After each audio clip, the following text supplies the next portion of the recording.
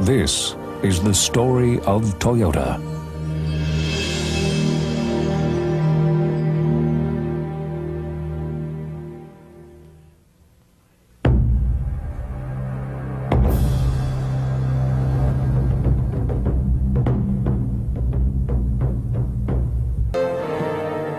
Hello, I'm Alec Murdoch, and welcome to an inspirational story of a company created by people of great vision, unshakable character, and courage. The story of Toyota is very much a family saga, steeped in tradition. So, how did Toyota transform a small Japanese loom company into an international corporation? The journey began with a young carpenter apprentice, Sakichi Toyoda, and his burning desire to fulfill his dream. In the West, the Industrial Revolution was erupting. It was a time of innovation and invention. For Japan to compete, it had to join the revolution or forever be left behind. So when Japan put the call out for inventors, no one answered quicker than Sakichi Toyoda. As I watched my mother weaving, I saw her working so hard, too hard. In an instant, I saw my destiny. I would invent a better loom. Against his father's wishes, in his spare time, he sketched his ideas and built test looms, leaving little time for carpentry. His hard work was finally rewarded in 1891.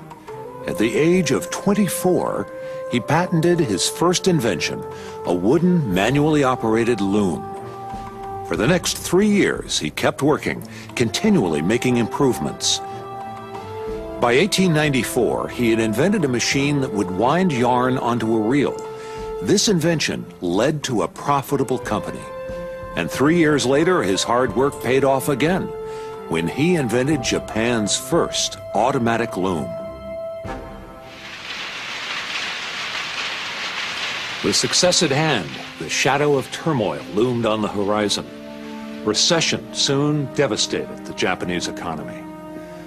Sakichi Toyoda's unwavering commitment to spending vital funds on research and development was blamed for the company's poor financial performance. In 1910, Sakichi Toyoda was forced to resign from his own company. He lost his factory, his employees, and the rights to many of the machines he had invented. 20 years of dedication and hard work were suddenly gone. Deeply depressed, Sakichi Toyoda considered giving up. He was finding destiny to be a hard taskmaster.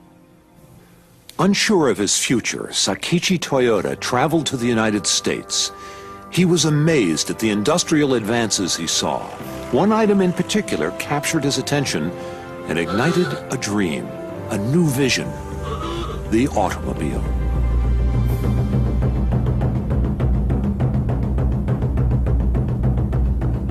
Inspired by his trip to America, Sakichi Toyoda returned to Japan and began again. With hard work and determination, he formed a new company, Toyota Spinning and Weaving. This new company sold the cloth it manufactured.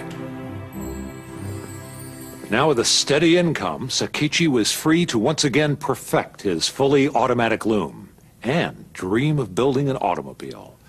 Joining him was his son, Kiichiro Toyoda, a young engineer fresh out of college. Kiichiro, like his father, was also a man of vision. お父さんから受け継いだ才能は何かとよく聞かれます。I reply by saying, my father was a man of vision.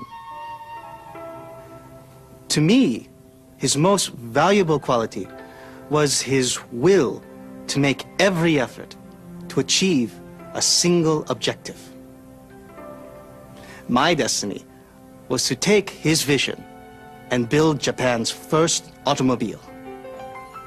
Sakichi Toyoda's dream of building an automobile was one that few thought would ever be reached. But that was about to change. In 1929, Sakichi Toyoda sold the rights to his fully automatic loom for 1 million yen, which he offered to his son under one condition. use it all for research on the production of the automobile. Kiichiro Toyoda had his reservations, but he put them aside, embraced his father's dream, and took up the challenge. He began the process by visiting the premier automotive manufacturers in America, like his father had. He came back to Japan, convinced he could build an automobile. A small corner of Toyota Automatic Loom Works, with reluctant family approval and funding, Kiichiro Toyoda and his newly assembled team of engineers rolled up their sleeves and in 1930 began the difficult task of building Japan's first car for the masses. Kiichiro was now more determined than ever to see the vision of his father fulfilled. For the next 3 years, we threw ourselves into our work. But enthusiasm could not make up for the lack of basic technology and experience, nor the fact that my family and management of the company were less than enthusiastic about our endeavors. Toyota Automatic Loom Works established an automobile department in 1933. By the following year, Kiichiro Toyoda's team had developed Japan's first prototype automobile engine. In 1935, they accomplished the almost impossible, the creation of Toyota's first prototype automobile, the Model A1, conceived, designed, and built from scratch in just 5 years. Toyota was once again on the road to success, but this time, instead of looms making cloth, it was a factory manufacturing automobiles. They now had a new product and a new product name, Toyota. Changing the name from Toyoda to Toyota in Japanese required fewer brushstrokes, and the Toyota family liked the way it looked. The following year marked the birth of Toyota Motor Corporation, which laid the groundwork for decades of industry leadership. The next step was to set up a network of dealerships all across Japan. The car was an instant success, and it soon became clear that another manufacturing plant was needed. To raise the necessary funds, Kiichiro Toyoda sold shares in a new company, Toyota Motor Company Limited. The new plant was built in Koromo, Japan, now known as Toyota City. Toyota Motor Company began with great enthusiasm and excitement.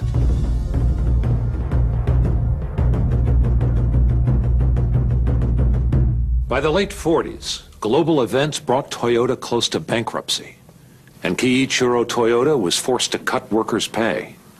2 years later, the company closed 2 facilities, and 1,600 workers were asked to resign.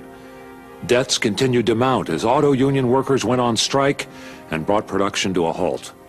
As a result, Kiichiro Toyoda resigned.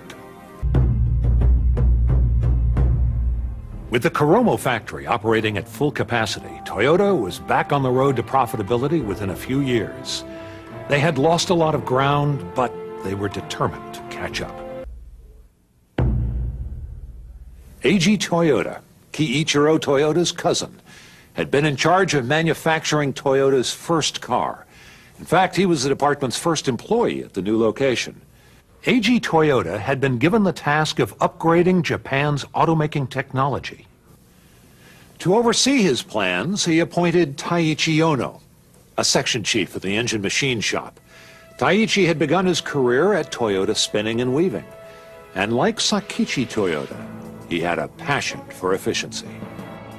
The job of improving Toyota's productivity was enormous. Taiichi Ono discovered that the company needed to focus not on the people, but on the process.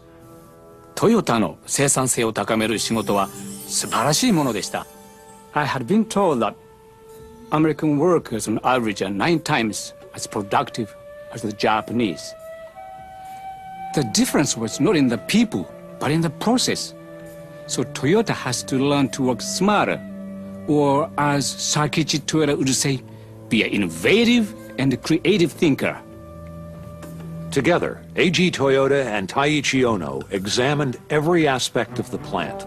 In the factory, they set up the machines in the order they were used. Thus, production flowed more smoothly and productivity increased. This system, which came to be known as the Toyota production system, was paving the way for the company's success in the automotive industry.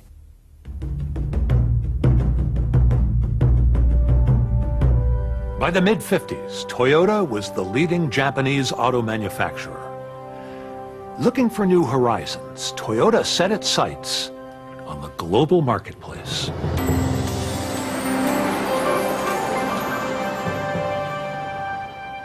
In 1955, Shotaro Kamiya was president of Toyota Motor Sales Company Limited.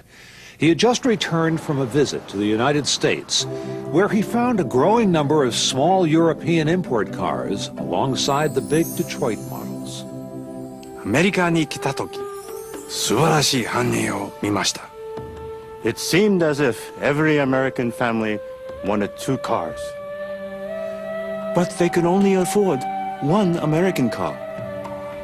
We knew that the time was right for Toyota to come to America because we knew we could build a more affordable car. The car Toyota would ship was the Toyopet Crown. The company believed international success and acceptance was just around the corner. In 1957, Toyota became a global company when Toyota Motor Sales USA was formed. Within a year, the first dealership was opened in Hollywood, California. The cars were lined up and ready to sell. They waited for the rush of customers that never came. Disaster. Less than 300 cars were sold the first year. All the dreams and expectations were replaced by failure and frustration.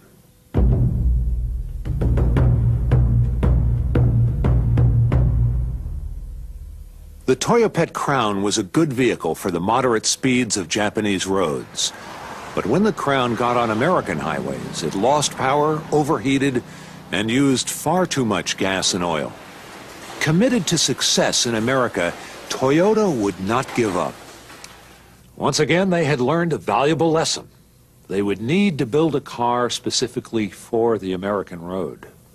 Overseeing this vital project was Kiichiro Toyoda's eldest son, Shoichiro Toyoda. It was Shoichiro who implemented what would become known as Toyota's total quality control. This was to prove an effective measure not only for the U.S., but also for other markets. Thus began the first stage of Toyota's transformation into a global company, export market development. In the 1950s, the company began to export its vehicles to such geographically diverse locations as the United States, Brazil, Taiwan, Saudi Arabia, Australia, and Thailand. สวัสดีครับ Toyota ยินดีต้อนรับครับ สไตล์ที่คุณวาง Toyota taknungay. Assume Toyota Computers.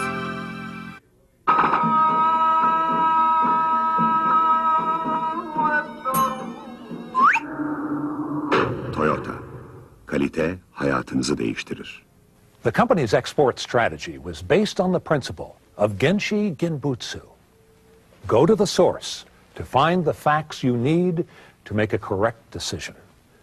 And so Toyota did extensive research into the needs of consumers in their various export markets.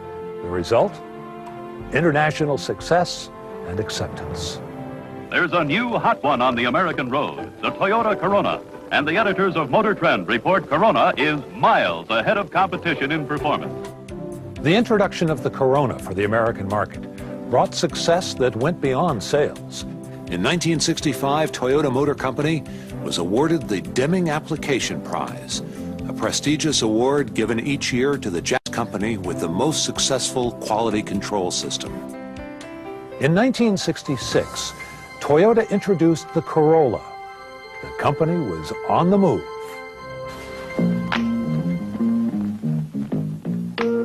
Hey, what's a Corolla? A new car! A new low-priced economy car. From Toyota! Corolla, the new one from Toyota. The oil crisis of the 1970s boosted the demand for smaller, more fuel-efficient cars. This proved to be a windfall for Toyota, which was well prepared to respond to the needs of the marketplace. Soon another challenge arose. Some countries resisted importing large numbers of cars from foreign manufacturers. They developed localization plans to protect their own auto industries. Manufacturers were required to increase the local content of their vehicles by buying more parts from local suppliers. And so, Toyota began to assemble its vehicles overseas rather than exporting finished vehicles from Japan.